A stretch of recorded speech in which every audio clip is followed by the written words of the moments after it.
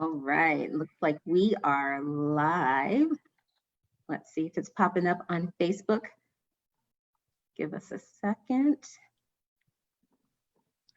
All right, looks like we are live. So welcome, welcome, welcome. Come on in, come on in. If you are able to hear me, put one in the comments, put one. We just want to know that you can hear us, because if not, we'll be talking to the three of ourselves for the whole entire show. And so please, if you can hear, just put one in the comments.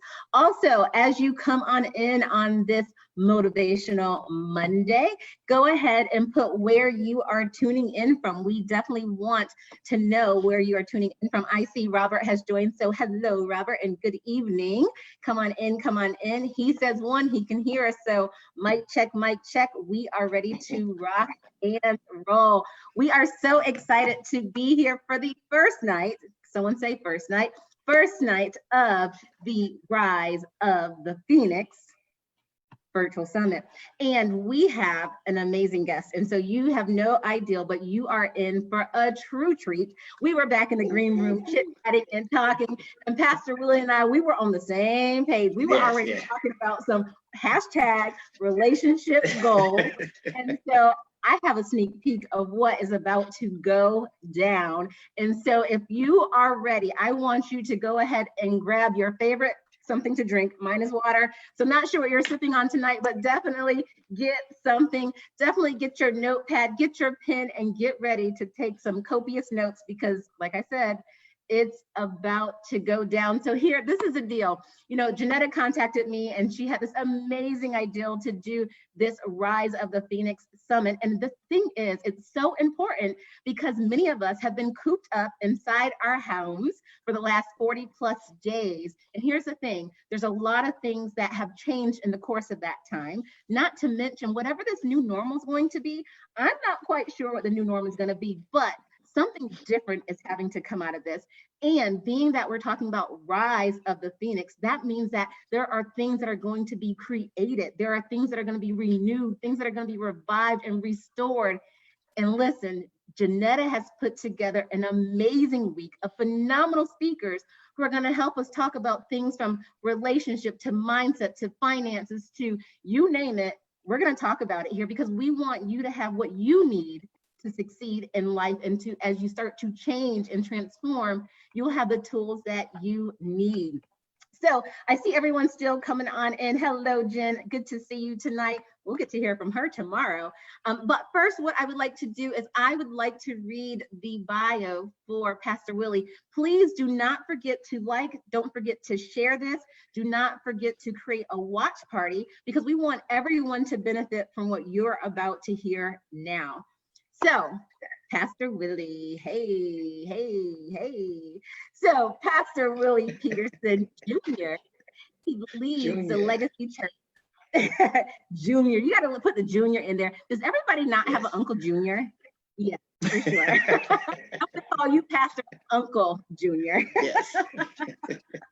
But yes, Pastor Willie Peterson Jr., he leads the Legacy Church based in Las Colinas, Texas.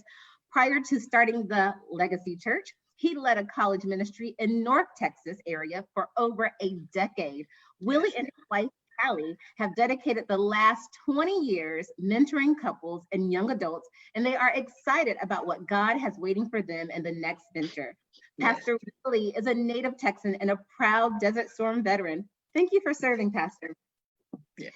Callie hails from Ohio. Callie is his beautiful wife, but now calls Texas her home. They have 3 adult children, Ebony, Terrell, and Leanna.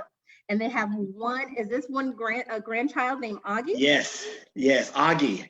Shout out to Augie, my main man. I love that. I love that. And of course, we have to introduce the host for the week, the one, the only, my friend. I like to call her auntie. She is a mogul, Janetta Collier. She is a mindset transformation and business strategist, certified master NLP life coach, a speaker, a philanthropist, a published author, a real estate expert, as well as a real estate advisor and consultant. She's also a community advocate, a creative and executive producer, and the host of her own radio and podcast show, The Best View 365. So without further ado, I would like to introduce our host for the evening and the week, Miss Janetta, and our guest to kick off the first night of our virtual summit, Pastor Willie Peterson. Hey, well, girl, that's a mouthful. I'm glad I have you for co-host. Woo. Pastor Willie, how are you? I am doing great. I'm so excited to be here tonight. Thank you for having me. I'm so excited.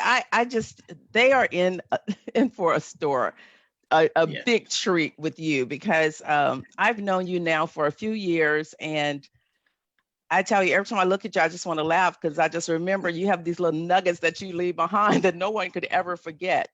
But I want to ask you, Pastor, so when I told you about the summit, when I mentioned it to you, the Rise of the Phoenix, and I asked you to be a part of it, what was your initial reaction to that?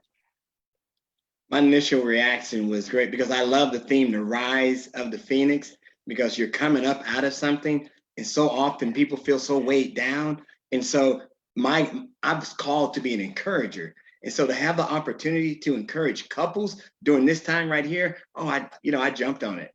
And then to have me lead off, it's such an honor. I pray that I do you justice. I'm the leadoff batter, and I'm excited. Well, you're gonna do justice. You're gonna do justice. But one thing I want to really ask you: have you been getting a lot of calls from couples that's been, kind of cooped up with each other in this in this COVID-19, and what does that look like? Yes, phone has been ringing, text messages been blowing off. My mentions are not dry right now. My phone is not dry. And what it looks like is people are getting kind of stir crazy. They have kind of settled in and they're realizing, I don't really know this person the way I thought I knew them, because we're spending more time with each other than we ever had, because we live in the same house, but we're always so busy going, but there's nowhere to go. And now we're having to be faced with each other and with some of our issues. And so, and that's creating, but I'm glad that they're calling. I'm glad that they're texting. That's the sign of a healthy mind. Right.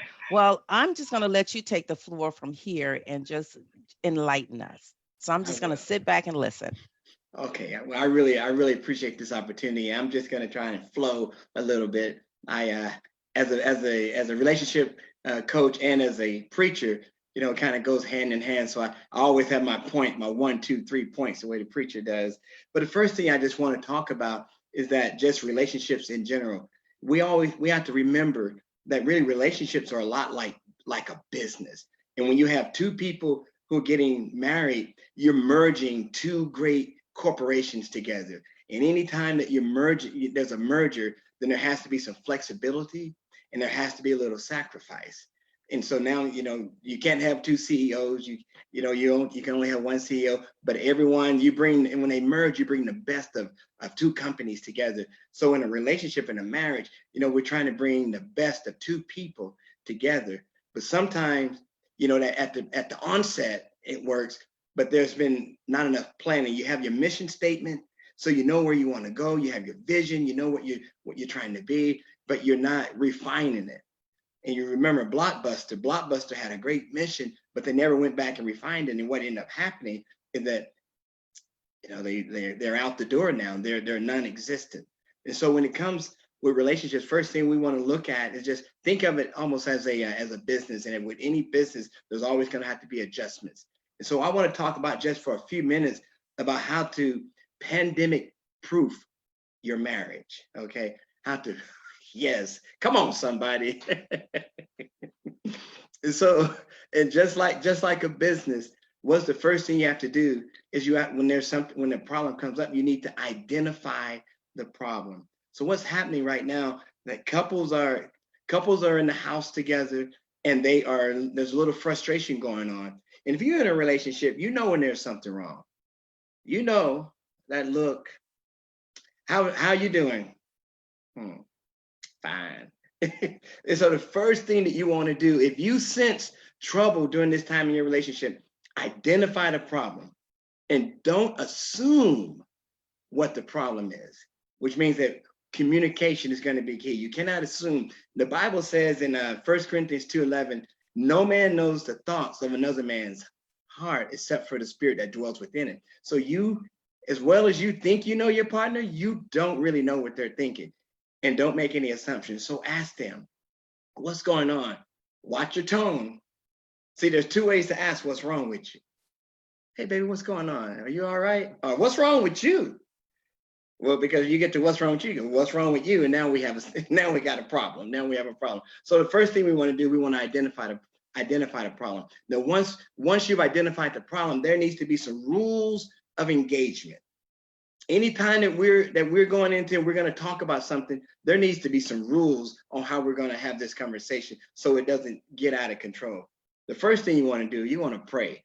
Y'all listen, if you're out there listening to, there is nothing wrong with praying before you have a serious conversation. You pray before you eat. So, you pray when the police pull you over and you hope you don't get it. You're praying for not to get a ticket. Pray before you start this conversation. And then all discussions, sitting down. It is really hard to argue standing up. So have your conversation across the table or on the sofa.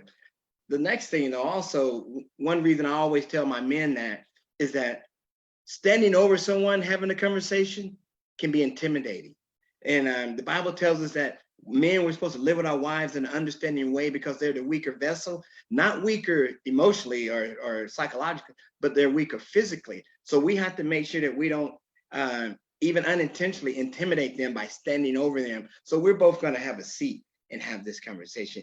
No name calling. Don't only call them what their mama named them. Okay, no name calling. I don't even have to go into that. Your mama named her Janetta. You can call her JJ maybe, but don't but nothing.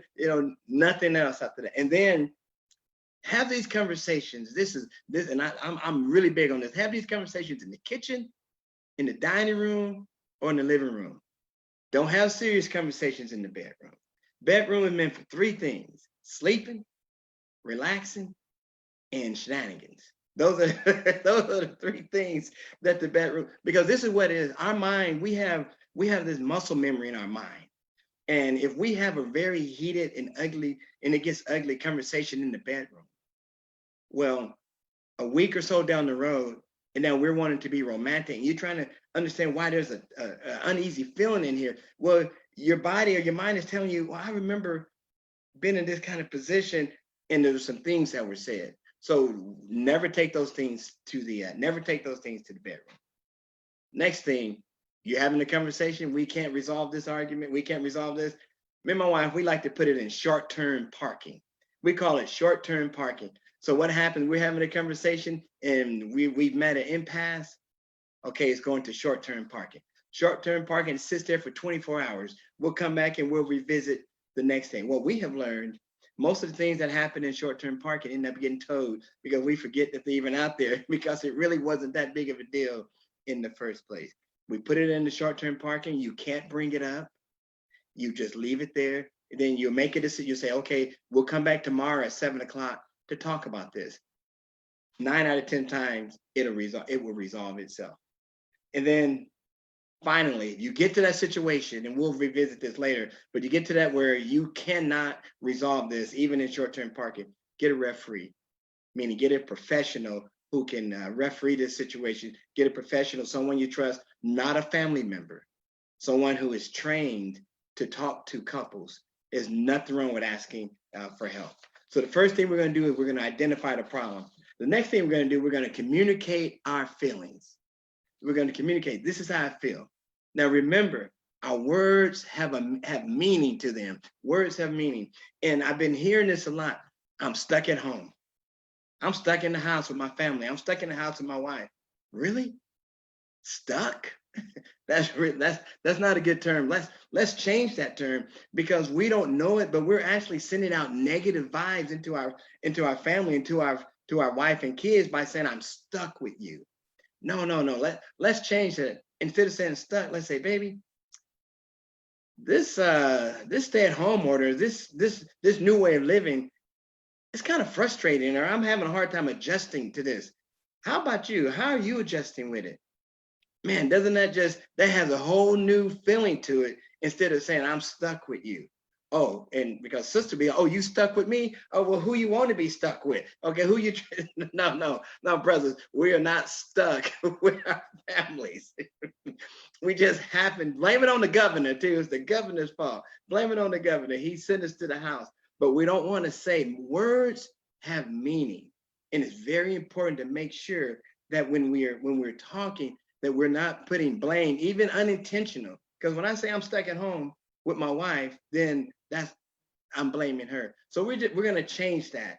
And we're going to say that we're in this new situation, this new way of living. I'm having a hard time adjusting to it. Or if I'm having difficulty adjusting to it. When you ask your spouse, how about you? You're bringing them into your feelings.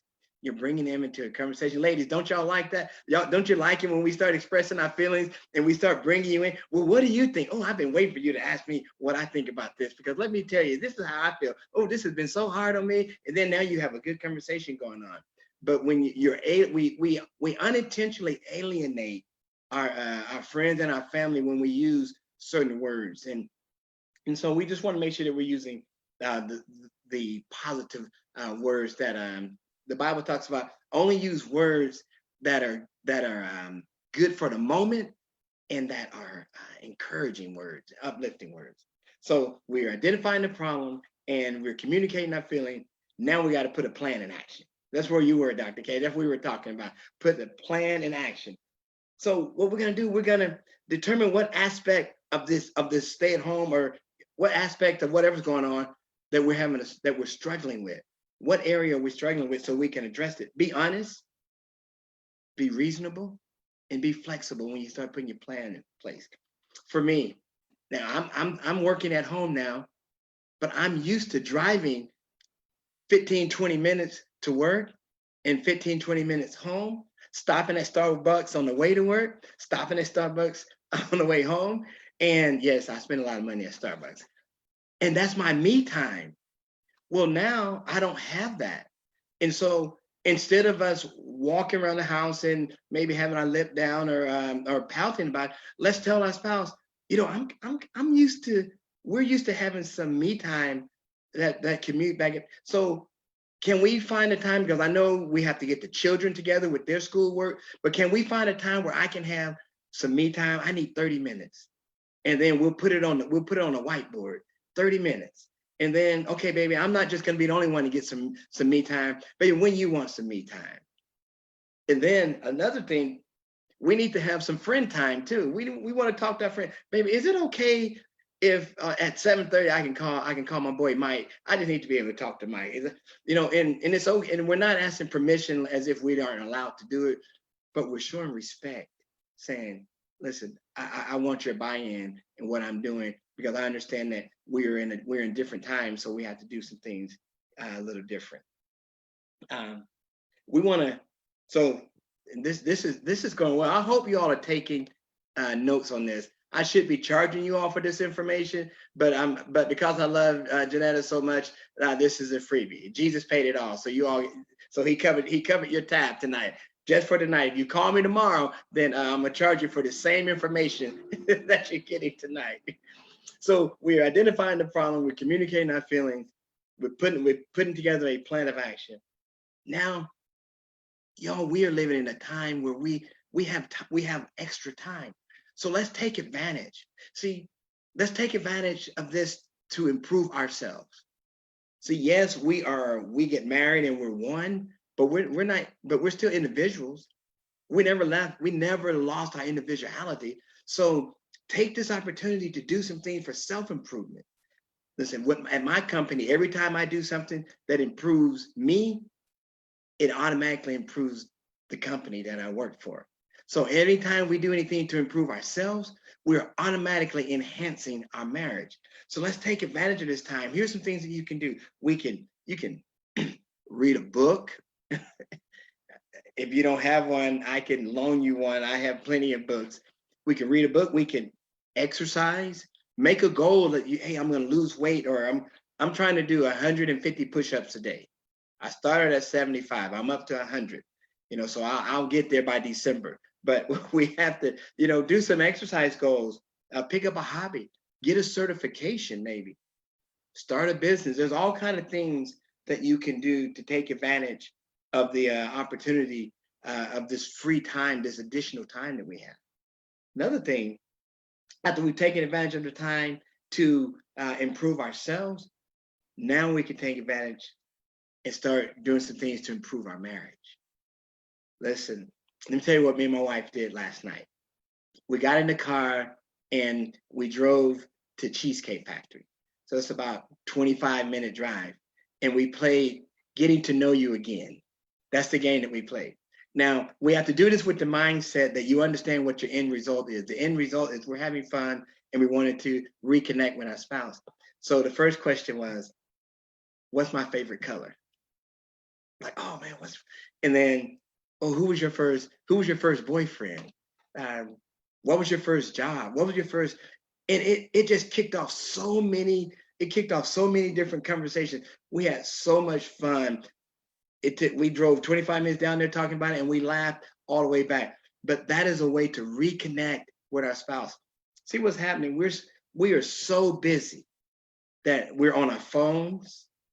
We need to turn these phones off. I promise you that if you turn your phone off, it won't explode. It'll be okay. Turn the phone off and have some FaceTime with your spouse. Asking them questions by getting to know them, asking them how they feel about things, asking them, is there anything I can help you with? One of the things that's on my list is learn something to help my wife, learn how to do something that will help my wife. And she's going to learn how to do something that's going to help me. See, so we should not leave this pandemic time. We should not leave this time in the same condition as we entered it. Let's not be lazy in our relationships. Let's turn off the television. Let's turn off the phones. Let's get some face-to-face engagement. Now, I understand, I want to make this point. I understand that there are some relationships out there that are, there's some very serious, there's been physical abuse going on. There's people are afraid. I was talking to a counselor on yesterday, and she said, right now, the child abuse line and the abuse line, domestic abuse line, you can get right through. And that's not a good thing because that means people are not calling. So I really want to make that cry to those of you all who may be in a dangerous situation, that asking for help, finding a safe way to ask for help. Now you have technology where there are apps where you can text for help, and so let's take advantage. So a lot of these tips if you feel like you're in that situation where the things that I'm talking about will not work for you because your situations are way down the road, what you want to do is you want to seek serious professional counseling help to get you through this time. But for those others who domestic violence is not an issue, then these points right here are things that are going to really, really help you. I got married to stay married. I got in it to win it. Okay. And so I'm 21 going into 22 years strong, but it's going to take some effort. Every year, the majority of us get our eyes checked. Why? Because we're worried. We know that if we don't get our eyes checked, pretty soon we could go blind. We get our hearing test, we get our teeth cleaned, we get our car inspected. Why not get our marriage checked up? An annual checkup on your relationship is more important than your car. It's more important than your eyes, your teeth. That is the second most important relationship outside of your relationship with Jesus Christ that you will have. So let's not let it go on autopilot. Let's get in the driver's seat of our relationship and let's pandemic proof this, because check this out. Once everything opens up again and things get back to kind of quasi-normal, and then another wave hits, you're going to be ready. Your relationship will be pandemic proof because you will already have set in place some things and some steps and some principles that will save you for the next time. I hope and I pray that your relationships thrive. God made marriage, and marriage is good. Everything he made is good. And so there's no reason why you can't win. Let's not worry about how it's been in the past. It's all about looking forward. We don't worry about the past. The past can't help us. We're going to move forward, look forward. God bless you, and God bless your relationships. I'm going to throw it back to you, Janetta. Woo, you know what? I was over here doing the hallelujah dance. My feet are just moving. All I need is for some music. No, I didn't even need no music. I'm just like, woo, yes. Yeah, you know what? You're on point every time, every time. Question for you. You know, a lot of people have been married for a lot of years and they feel like it is nothing no counselor can say to me that I don't already know and do. What do you say to people like that? Well, you know, in King Solomon in Proverbs 3, I believe 3:8 said, do not be wise in your own eyes. Okay. A doctor who has been practicing medicine for 30 years still doesn't treat himself. He still goes to see another doctor. You know, that is just pride, and pride coming before the fall. And so I would say that that is someone who really needs to come see me because you're never too old to learn something. Yeah. Kenneth, have you been collecting questions? Yes. Do you want me to read those out for you? Sure. Perfect. Okay, so Pastor Willie, are you ready? I am ready. So the first question is, Pastor, are you seeing a rise in need due to unemployment? So are you seeing a rise in counseling due to individuals that are unemployed or related to the COVID virus in particular? Right. And yes, thank you so much for that question. I am. And what it is, it's all comes up under stress and fear. The number one thing, the cause for divorce is finances. And so when a man loses his job, that hits a man in so many different ways. I mean, we are supposed to be the head of that household. And when we're not bringing home any money, then it really makes us feel as if we're less than. And so to answer your question, yes, I have myself, and I've talked to some other counselors, and we are seeing that due to unemployment. And I know a lot of people out there, if you ask, there are a lot of counselors out there who will lower their prices to help you if you're in that situation. I know I for one have been willing to work with people in that situation. Oh, wow. Yeah, they say the people that get the most divorces are due to finances. Yes. But what are some other causes that you see that that causes divorce? You know, you would be surprised. Infidelity is not at the top of the list. Lack of communication, now, first of all, let me go back. I'm not co-signing or promoting infidelity. Fidelity Right. is wrong, and it breaks trust. But the lack of communication, people drift apart because we get comfortable in our relationships and we stop communicating. We start taking for granted. Here's another thing, you know, when we start tearing down the person we're living with, it's hard to see them the way we used to see them, because now we see them as that person we've been tearing them down. That's why it's so important that we're careful with our words. If I'm all the time complaining about my spouse, then it shouldn't be a surprise when I'm starting to mistreat my spouse, because I see her as that person that I've been tearing down. So we want to always make sure, you know, that we're building up. So lack of communication, finances, and infidelity or lack of trust, betrayal of trust. Okay. Nat, you have any more questions? Yes, another question that has come in, and this question is one, people are finding your style of relating relationships to the Bible phenomenal. And so they want to know, one, is this your primary modality of how you provide counseling to individuals? And then the second part to that question is, do you typically see better results in relationships when you know that couples are putting God first? Yes and yes. So I am a biblical counselor. Everyone has, and this is how, but I'm a biblical counselor, but I will see anyone. You do not have to have my faith. You do not have to be a Christian to come to me.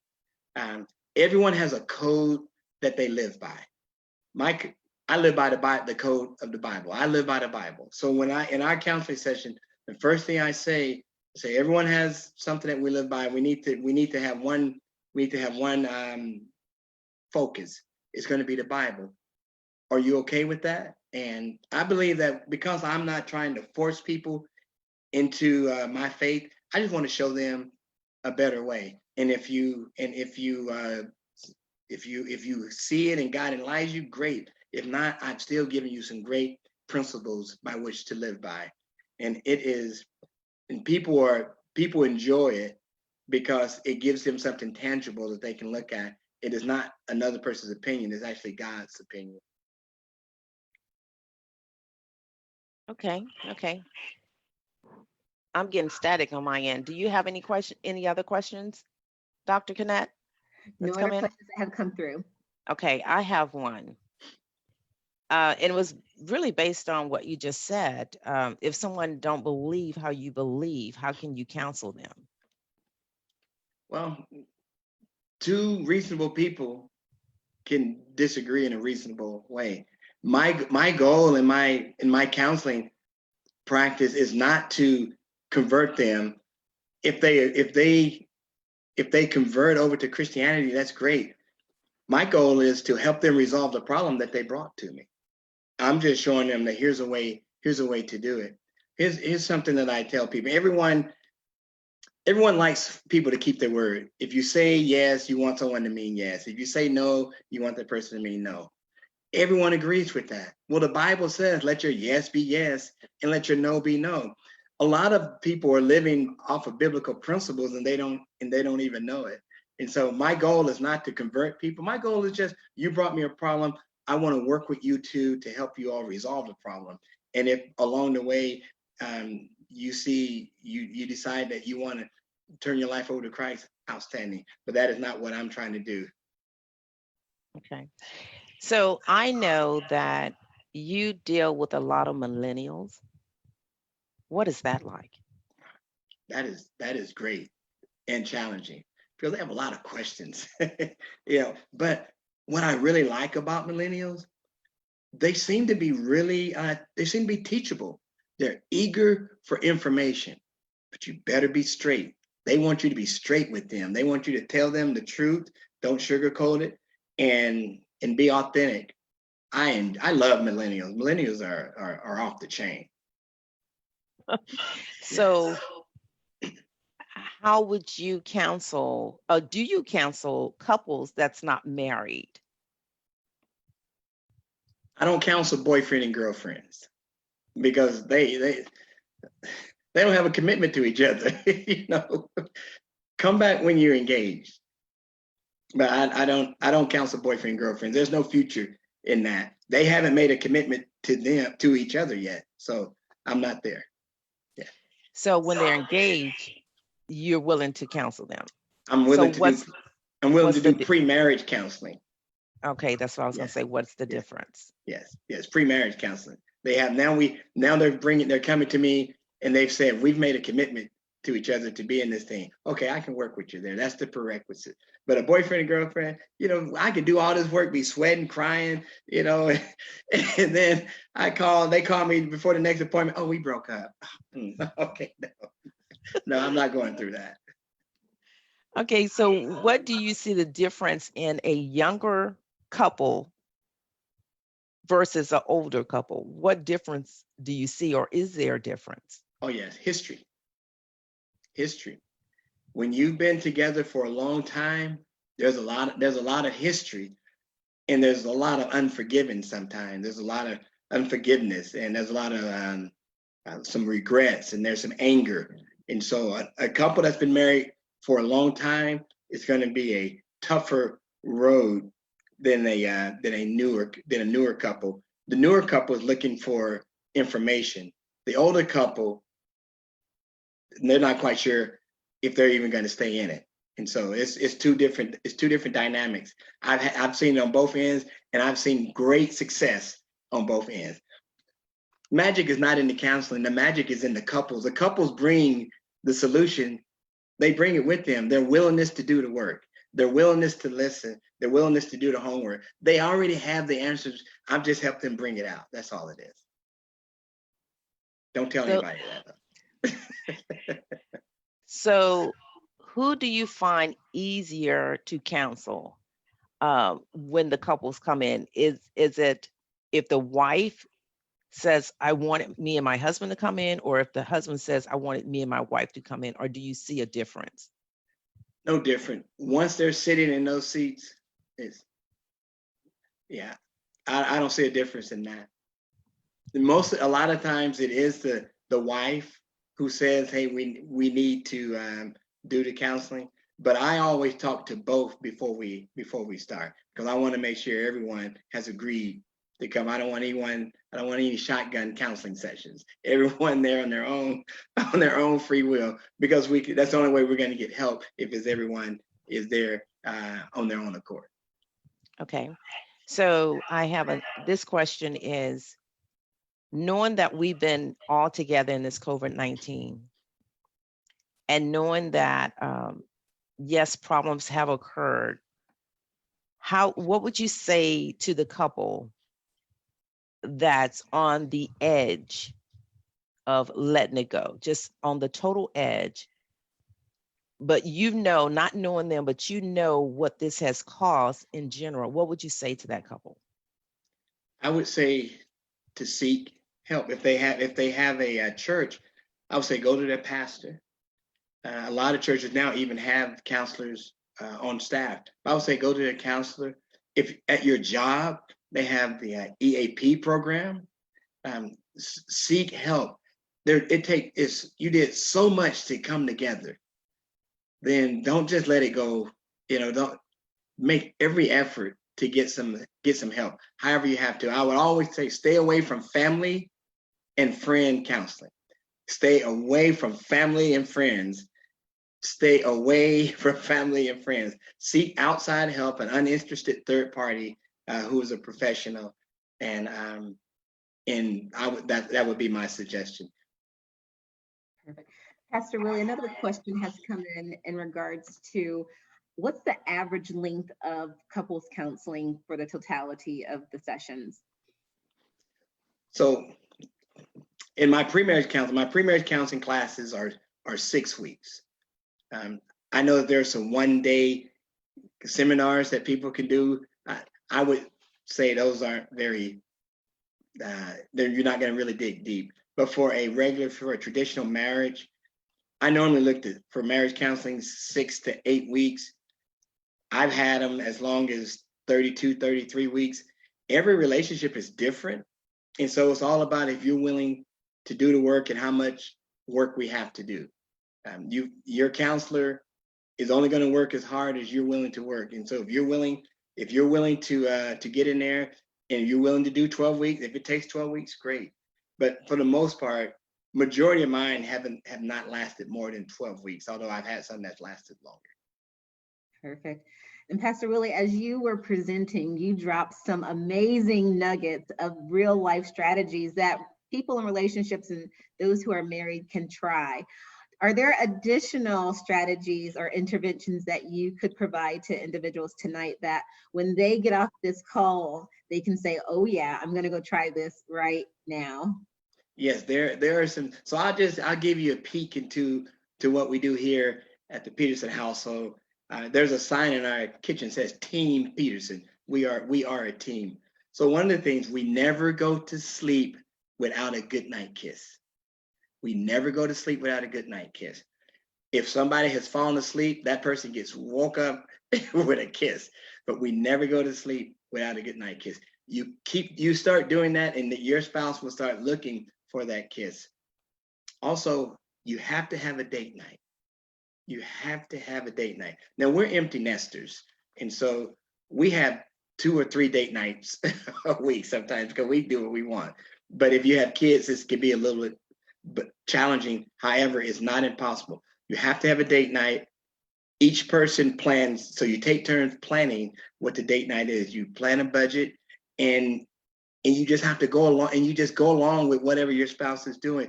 You will learn things. I did not think I was ever going to love watching Cupcake Wars and Dine In and Dine Out, Dashing, or whatever it's called. I'm all on Food Network. That's just from hanging out with my wife. And find a friend that's find another couple that you can befriend who are on the same age, have kids around your same age, who you can just hang out with. That is phenomenal. Exercise with your spouse. Me and my wife walk in the community.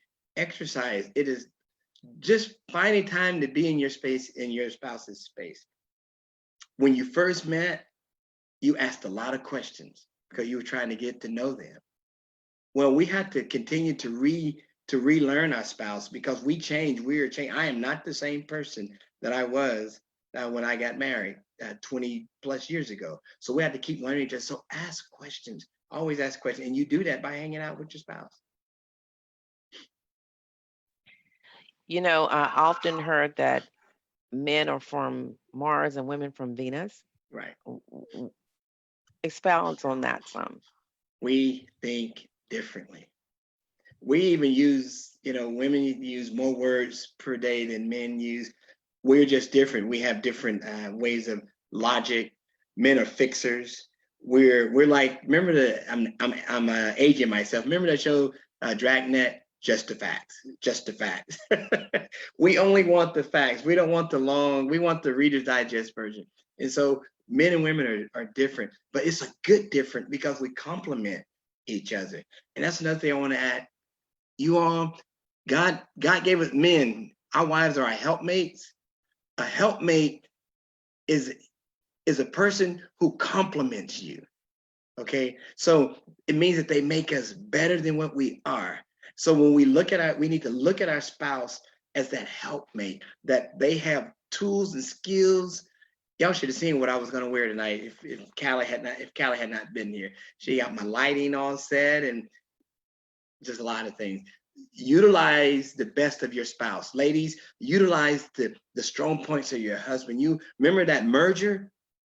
You take the best things and merge together. Use your husband's strong points to grow your marriage. Use your wife's strong points to grow your marriage. You know, I often heard that there's 5 love languages. Can you talk about that?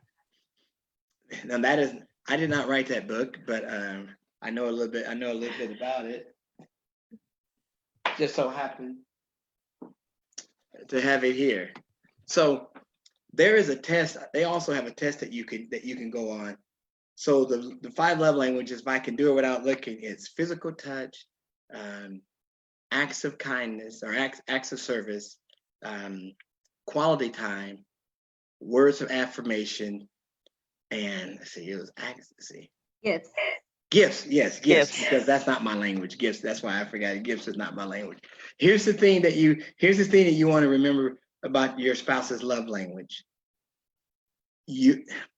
So if your love language is gift giving, then that means that's what you want to that's what you want to receive. So you want to make sure that you don't try and make your spouse's language your language. Okay. If my language is quality time, and say nice stuff to me. Quality time and words of affirmation. You can never over compliment me. You can tell me every day how handsome I am, and I will believe it every time. But my wife's is gift giving and acts of service. So, but that goes back to learning your spouse. And guess what? Your languages change over the years.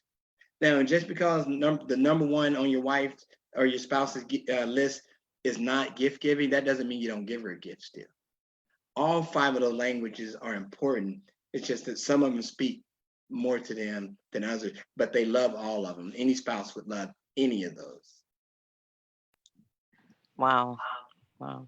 Do you have any more questions, Dr. Kinnett? I'm done on my end. No, I don't. This has been an absolute pleasure. It's been wonderful. You know, when I look at you, Reverend Peterson, I want to call it Reverend Peterson, as Pastor Peterson. And he explained to me the difference between the two. And I still don't get it because I just still see you as this man of God.